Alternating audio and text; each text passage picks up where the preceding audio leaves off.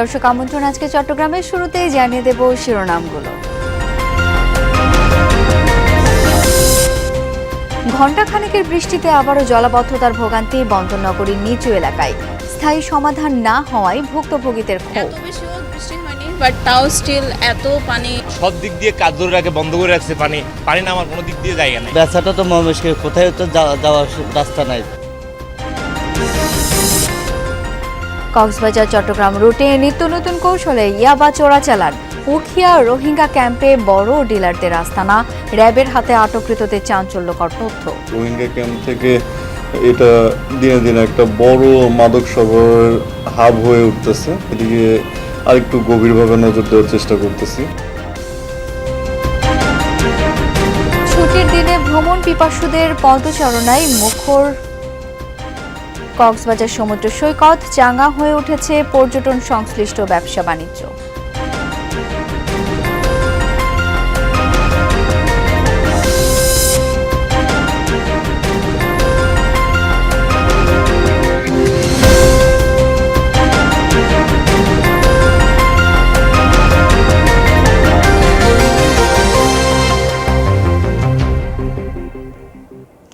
এতক্ষণ শিরোনাম দেখছিলেন, আপনাদের সাথে আছি আমি শাওন দত্ত। জানাবো বিস্তারিত। বৃষ্টি মানেই চট্টগ্রামে জলাবদ্ধতা, নগরবাসীর কাছে যেন এটি এখন এক পরিচিত বাস্তবতা। আজও ঘণ্টাখানেকের টানা বৃষ্টিতে ডুবে গেছে নগরীর বিভিন্ন নিচু এলাকা। পানি জমে কিছু প্রধান সড়কেও। হাঁটু সমান পানি মারিয়ে গন্তব্যে যেতে হয়েছে মানুষকে। ভোগান্তিতে পড়েছেন কর্মজীবী ও খেটে খাওয়া মানুষ। জলাবদ্ধতা নিরসনে হাজার হাজার কোটি টাকা প্রকল্পের কাজ চললেও স্থায়ী সমাধান না পাওয়ায় ক্ষুব্ধ নগরবাসী।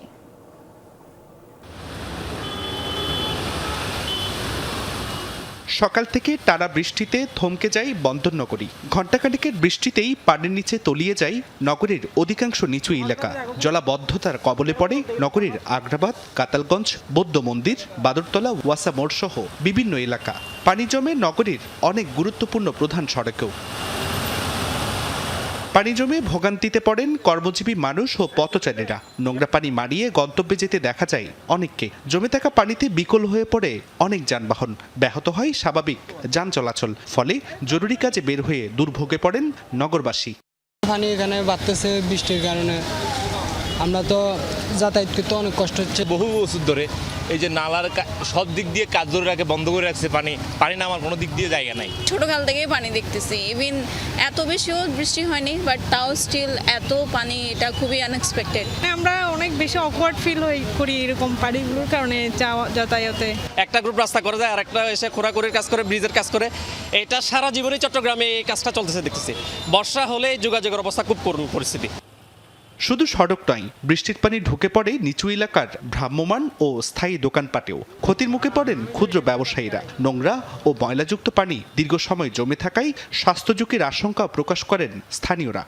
এই বৃষ্টির মধ্যে পানি জমে থাকে আর দোকানে কাস্টমার আসতে পারে না। সারা বছরে আপনার বৃষ্টি পড়লে আমাদের ব্যবসা বন্ধ, অল্প বৃষ্টি পড়লে আমাদের ব্যবসা বন্ধ হয়ে যায়। ব্যবসাটা তো মুশকিল, কোথায় তো যাওয়ার রাস্তা নাই। যেদিকে যায় ওদিকে পানি আর পানি। এখান থেকে এই নালাগুলোর কারণে এই পানিগুলো আসতে আছে। এই পানিগুলো আসে তো এইখানে বাড়িতে খুব কষ্ট হতে আছে। এই পানিটা আমাদের পায়ে লাগলে, আমাদের শরীরে লাগলে কি পরিমাণ চুলকানি হচ্ছে, আমাদের কি পরিমাণ অ্যালার্জি। এদিকে জমে থাকা পানি দ্রুত সরাতে মাঠে নামে সিটি কর্পোরেশন। নালা নর্দমা পরিষ্কার করতে দেখা গেছে পরিচ্ছন্নতা বিভাগের কর্মীদের। খুঁজতে খুঁজতে বের না করা ছাড়া এটা জানার উপায় নাই ড্রেনটা আসলে কোথায় ব্লক। এখন আমরা এই ব্লকটা পেয়েছি, এরকম আরও কোনো ব্লক আছে কিনা আমাদেরকে এটা দেখতে হবে। এই ধরনের 10 ইঞ্চি বাদ দিয়ে ড্রেন বন্ধ করা এটা অপরাধ।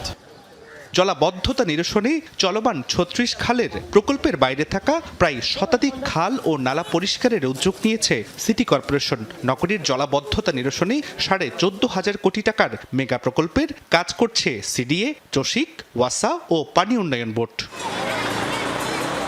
জুবাইর রিফাত, যমুনা নিউজ, চট্টগ্রাম। চট্টগ্রাম কক্সবাজার রুটে অভিনব সব কৌশলে চোরা চালানো হচ্ছে ইয়াবা। ভাড়ার গাড়িতে যাত্রী পরিবহনের আড়ালেও চলছে এই বাণিজ্য। চট্টগ্রামের র্যাবের অভিযানে ধরা পড়া 2 জন দিয়েছে চাঞ্চল্যকর তথ্য। তাদের দাবি, ইয়াবার বড় ডিলারদের আস্তানা উখিয়ার রোহিঙ্গা ক্যাম্পে। পুরো বাজারও তাদের নিয়ন্ত্রণে। মাইক্রোবাসের ভেতর বিশেষ কৌশলে রাখা ছিল 9 প্যাকেট ভর্তি 18,000 ইয়াবা। এমন কৌশলে লুকানো মেকানিক নিয়ে গিয়েও খুঁজে বের করতে পারেনি র্যাব। পরে নিজেই সিটের নিচে ম্যাট তুলে দেখিয়ে দেন চালক আয়ুব। পাচারের বিষয়ে চাঞ্চল্যকর তথ্য দেন র্যাবকে। জানান 50,000 টাকার বিনিময়ে গাড়ির ভেতর ইয়াবা রেখেছেন। তার দাবি মিয়ানমার নয়, কক্সবাজারের কুতুপালং রোহিঙ্গা ক্যাম্পে রয়েছে ইয়াবার বড় বড় ডিলার। সরবরাহ হয় ক্যাম্প থেকেই। এ চক্রই নিয়ন্ত্রণ করছে ইয়াবার বাজার। আটক আয়ুবও সেই ক্যাম্প থেকে চালানটি চট্টগ্রামে নিয়ে আসছিলেন। সাম্প্রতিক সময় হচ্ছে যে এই জিনিসটা খুব বেশি পর্যবেক্ষণ করতেছি যে রোহিঙ্গা ক্যাম্প থেকে এটা দিনে দিনে একটা বড় মাদক সরবরাহের হাব হয়ে উঠতেছে। তো আমরা হচ্ছে যে সেদিকে আরেকটু গভীরভাবে নজর দেওয়ার চেষ্টা করতেছি, যাতে করে হচ্ছে যে রোহিঙ্গা ক্যাম্প থেকে যে মাদকের সাপ্লাইটা প্রতিনিয়ত আমাদের চট্টগ্রাম শহর এবং দেশের বিভিন্ন আনাচে কানাচে সরবরাহ হচ্ছে, এটাকে যেতে হচ্ছে যে আমরা আরও কমিয়ে নিয়ে আসতে পারি। ধরা পড়া চালক প্রাথমিক জিজ্ঞাসাবাদে জানান চট্টগ্রামের ফটিকছড়িতে এই ইয়াবা চালান পৌঁছানোর কথা। তথ্য পেয়ে ফটিকছড়িতে অভিযান চালিয়ে এক নারীকে আটক করে র্যাব। তার বাড়িতেও পাওয়া যায় কৌশলে লুকিয়ে রাখা ইয়াবা। তাকে জিজ্ঞাসাবাদে বুঝতে পেরেছি তার থেকে চট্টগ্রামের যারা হচ্ছে যে খুচরা ব্যবসায়ী তারা হচ্ছে যে ইয়াবাটা সংগ্রহ করে যে যার মতো হচ্ছে বিভিন্ন ইয়াবার যে পয়েন্টগুলো আছে সেই ইয়াবার পয়েন্টগুলোতে বিক্রি করে। চালক আয়ুবের বাড়ি কক্সবাজারের টেকনাফে। তাকে হাটহাজারী থানায় এবং আটক নারীকে ফটিকছড়ি থানায় হস্তান্তর করেছে র্যাব। তবে বেশিরভাগ সময় ইয়াবা চালান বহনকারী এবং বিক্রেতা ধরা পড়লেও মূল হোতারা বরাবরই থেকে যায় ধরাছোঁয়ার বাইরে। আল আমিন শিকদার, যমুনা নিউজ, চট্টগ্রাম। চট্টগ্রামে হাম নিয়ন্ত্রণে না আসায় উদ্বেগ বাড়ছে অভিভাবকদের। জ্বর, নিউমোনিয়া, শরীর লালচে, দানা ও ডায়রিয়ার মতো উপসর্গ নিয়ে প্রতিদিন হাসপাতালে আসছে শত শত শিশু রোগী। চাপ সামলাতে চট্টগ্রাম মেডিকেল কলেজ হাসপাতালের হাম ওয়ার্ডে প্রতিটি বেডে 2 থেকে 3 জন শিশুকে চিকিৎসা দেওয়া হচ্ছে। তবে স্বাস্থ্য কর্মকর্তাদের দাবি, টিকাদান কার্যক্রম জোরদারের পর রোগীর চাপ কিছুটা কমেছে। চট্টগ্রাম মেডিকেল কলেজ হাসপাতালের হাম ওয়ার্ডের চিত্র এটি। প্রতিটি আসনে ভর্তি 2 থেকে 3 জন রোগী। অভিভাবকরা কেউ ব্যস্ত সন্তানের কান্না থামাতে, কেউ বা অক্সিজেন কিংবা নেবুলাইজার দিচ্ছে। আজও হাসপাতালটির হাম ওয়ার্ডে ভর্তি অর্ধশতাধিক শিশু। জ্বর, নিউমোনিয়া, শরীরে লালচে দানা আর দুর্বলতা নিয়ে হাসপাতালে আসছে আরও অনেকে। নগরীর পাশাপাশি আক্রান্তদের বেশিরভাগেরই বাড়ি চকরিয়া, কক্সবাজার, মহেশখালী, পেকুয়া, ফেনী ও নোয়াখালী। প্রতি বেডে 2 জন করে দিচ্ছে, এক দল চলে গেলে আরেক দল আসতেছে। গায়ে র্যাশ উঠছে আপনার, ওটা আমরা মনে করছিলাম মশার কামড়, এরপরে দেখি না এটা হাম হয়েছে। জ্বর 4 দিন ছিল, আমরা বুঝতে পারিনি। তারপর গালে যে গাও হয়েছে, একদম চোখ কেতুর হয়ে চোখ ফুলে গেছে। প্রায় মানুষের রোগ এটা দেখা দিচ্ছে, দেখা যাইলেও চকরিয়া ধরতে পারতেছে না, এখানে আসলে ধরতে পারতেছে। আক্রান্তদের বয়স 3 মাস থেকে 10 বছর, যাদের অধিকাংশ নির্ধারিত সময়ে হামের টিকা নেয়নি বলে জানান অভিভাবকরা। প্রতিদিনের রোগীর চাপ, ঢুকতেছে বাইরে হচ্ছে, ঢুকতেছে বাইরে হচ্ছে। জ্বর 105 4 এর কম ছিল না, এখানে এনে আবার 3 হয়েছে, 2 হয়েছে।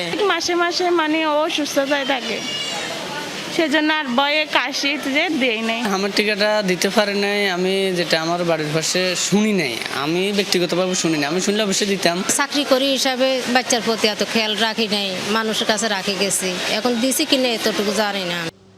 তবে চিকিৎসকরা জানান, টিকাদান কার্যক্রম জোরদার করার পর রোগীর সংখ্যা কিছুটা কমেছে। রোগ প্রতিরোধ ক্ষমতা বৃদ্ধি পেলে সংখ্যা আরও কমে আসবে বলেও দাবি তাদের। এই যে বিভিন্ন জায়গা থেকে হঠাৎ করে নিয়ে আসে, খুবই খারাপ অবস্থায়, মানে এগুলো না দেখলে ওই সময় বিশ্বাস করা যায় না। খুবই খারাপ অবস্থায়, জটিল অবস্থায় আমাদের এখানে হাসপাতালে ভর্তি হয় এবং এগুলোকে সরাসরি আমরা আইসিইউতে দিয়ে দিই। অনেক সময় দেখা যাচ্ছে আমি অক্সিজেন দিচ্ছি, বাচ্চাগুলো কিন্তু অক্সিজেন নিতে পারতেছে না। এই সমস্ত কারণে, এই কমপ্লিকেশনের কারণে মারা যাচ্ছে। 4 সপ্তাহের মধ্যে একটা অ্যান্টিবডি গ্রো হয়। অ্যান্টিবডি গ্রো হওয়ার পরে ধীরে ধীরে আস্তে টিকা কার্যকারিতা প্রকাশ পাবে, তখন আস্তে আস্তে কমে আসবে। সেই আলোকে আমাদের আশা করছি আমাদের এই সপ্তাহের পর আমাদের হামের প্রকোপ কমে আসবে। চট্টগ্রামে এখন পর্যন্ত নিশ্চিত হামে 3 জন এবং উপসর্গ নিয়ে 11 জনের মৃত্যু হয়েছে। আক্রান্ত হয়েছে 284 জন। শহীদুল সুমন, যমুনা নিউজ, চট্টগ্রাম। এবার চট্টগ্রামের হাম পরিস্থিতির খবর জেনে নেব। যুক্ত হচ্ছেন সহকর্মী জোবায়েদ ইবনে শাহাদাত। জোবায়েদ, হাম ও উপসর্গ নিয়ে মৃত্যুর সংখ্যা তো বাড়ছেই, চিকিৎসকরা কি বলছেন?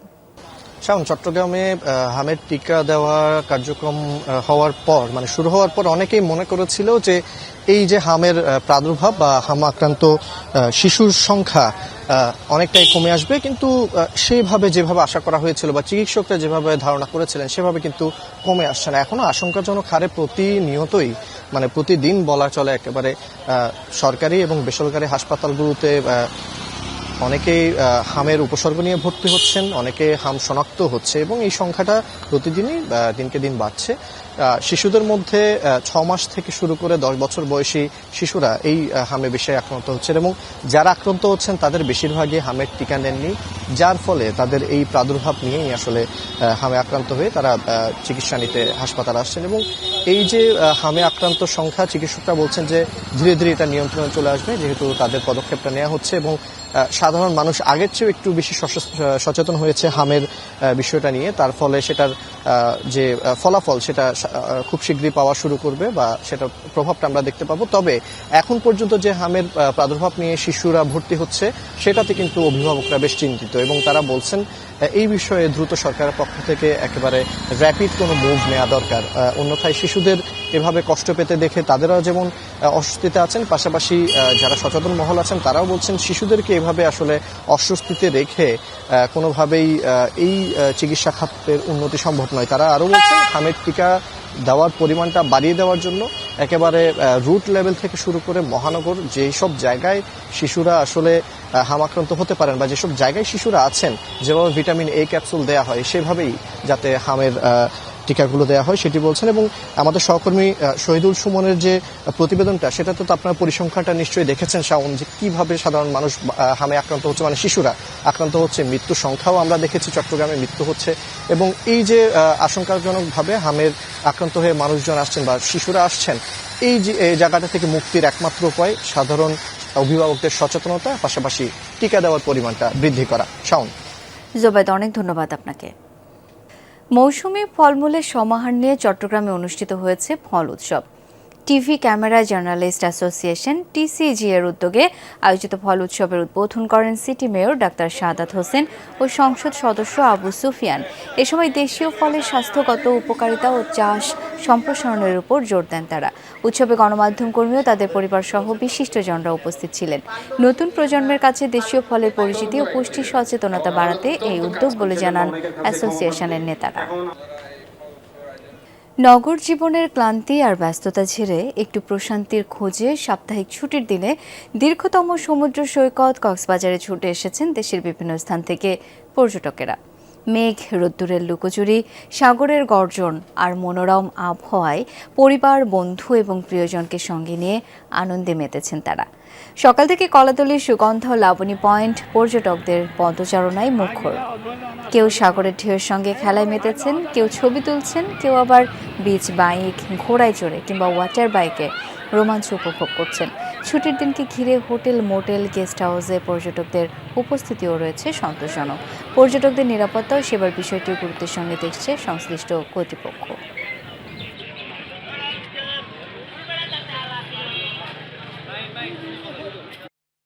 কাজের ভিড়ে আমার মনে হয় যে এখানে আসলে আপনি নতুন আবার গিয়ে কাজটাকে সুন্দর করে আপনার কাজে যোগ দিতে পারবেন। আমাদের নিজেদের ভিতরে একটা রিফ্রেশমেন্ট আছে, এটা আমাদের জাস্ট বিনোদনের জন্য ওয়াসা থেকে একটা ওখান থেকে ঘুরে আপনার রাত্রে আমাদের একটা প্রোগ্রাম আছে সবার পক্ষ থেকে, প্রোগ্রামটা উপভোগ করলাম।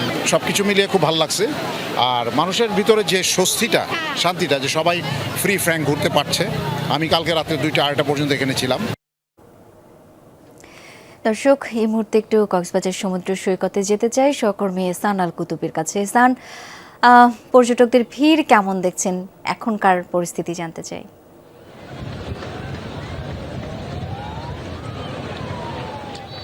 শাওন, আজকে সাপ্তাহিক ছুটির দিন শুক্রবার হিসেবে স্বাভাবিকভাবেই কক্সবাজারে পর্যটকরা ভিড় করে, স্থানীয়রাও ভিড় করে।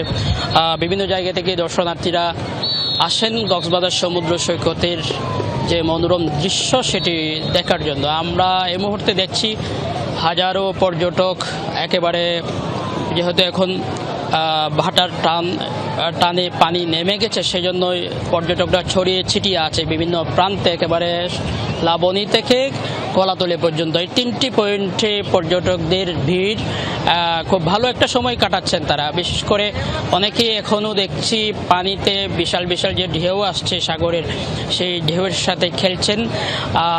আবার বন্ধুবান্ধব এবং পরিবার পরিজন নিয়ে যারা এসেছেন তারা সুন্দর একটি মুহূর্ত কাটাচ্ছেন এবং ওয়েদারটাও ভালো। কিছুক্ষণ আগেই বৃষ্টি ছিল, এই মুহূর্তে কিন্তু বৃষ্টি নেই, তবে আকাশে মেঘ দেখা যাচ্ছে।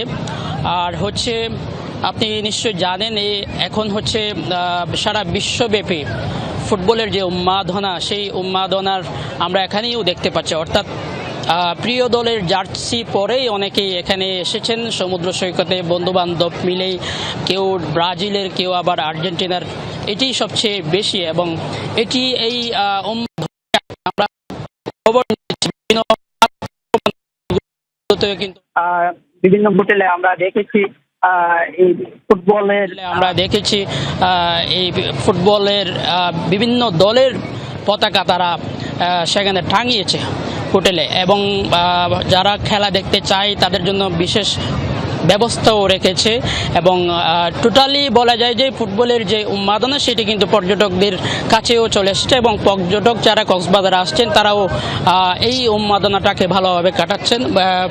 বিভিন্ন হোটেল যেগুলো আছে সেগুলোতেও যে ডিসকাউন্ট দিচ্ছে সেটিও তারা গ্রহণ করছেন। আর হচ্ছে কক্সবাজার এমনিতে অনেকেই রেইনি যে ওয়েদার সেটিও অনেকের কাছে খুব প্রিয়, সেজন্য যখন খুব বেশি বৃষ্টি হয় তখনও আমরা দেখি অনেক পর্যটক এই ঝুম বৃষ্টির মধ্যেও তারা সাগরে গোসল করতে নামে, এবং অনেকেই দেখি ফুটবল খেলায় মেতে উঠেছে এই সমুদ্র সৈকতে। এবং এই মুহূর্তে বিশেষ করে বিকেলের এই সময়টা যারা বিচে আসেন তারা তো বিশেষ করে সূর্যাস্তটা দেখার জন্য আসেন, এবং এর পাশাপাশি এখান থেকে অনেক দূরে দেখা যাচ্ছে, যেটি আসলে অনেকে স্বাভাবিকভাবে দেখে না, সেটা হচ্ছে মাছ ধরার যে দৃশ্য, সারি সারি যে ট্রলারগুলো মাছ ধরছে সেই দৃশ্যটা কিন্তু এখান থেকে দেখা যায়। পাশাপাশি কক্সবাজারের অন্যান্য যে স্পটগুলো রয়েছে, হিমছড়ি, ইয়ানি এবং পাটোয়ার টেক সহ মেরিন ড্রাইভ বেয়ে অনেকে টেকনাফ পর্যন্ত ছুটে চলেছে। শাওন, এহসান, অনেক ধন্যবাদ আপনাকে। বাংলাদেশ শ্রমিক কল্যাণ ফেডারেশন চট্টগ্রাম মহানগরের ইউনিট প্রতিনিধি সম্মেলন অনুষ্ঠিত হয়েছে বন্দনগরের ইঞ্জিনিয়ার্স ইনস্টিটিউশন মিলনায়তনে। এই সম্মেলনে বক্তারা বলেন, জনগণের ভোটাধিকার ও গণরায়ের প্রতিফলন না হওয়া পর্যন্ত শ্রমিক জনতার আন্দোলন অব্যাহত থাকবে। দেশের কল্যাণ ও ন্যায়ভিত্তিক সমাজ প্রতিষ্ঠার জন্য ইসলামী আদর্শ অনুসরণের আহ্বান জানান তারা। সম্মেলনে জামায়াত ইসলামের কেন্দ্রীয় নায়েবে আমির মুজিবুর রহমান, কেন্দ্রীয় সহকারী সেক্রেটারি জেনারেল এবং ফেডারেশনের চট্টগ্রাম মহানগর শাখার নেতারা বক্তব্য রাখেন।